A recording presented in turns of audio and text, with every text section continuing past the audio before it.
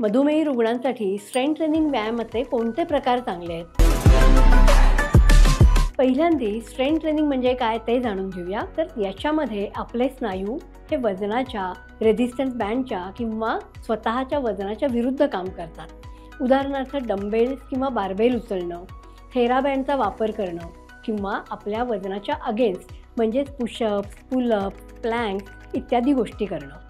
जिममधल्या मशीनवर जसं leg press, पुल down हे देखील व्यायामाच्या स्ट्रेंथ ट्रेनिंगमध्ये येतात. वयस्कर लोकांमध्ये स्ट्रेंथ ट्रेनिंग हा प्रकार निवडताना काळजीपूर्वक निवडायला लागतो. जसं खुर्चीत बसून पाण्याच्या बाटल्यांनी व्यायाम करणं हेही त्यांच्यासाठी स्ट्रेंथ ट्रेनिंग असू शकतं.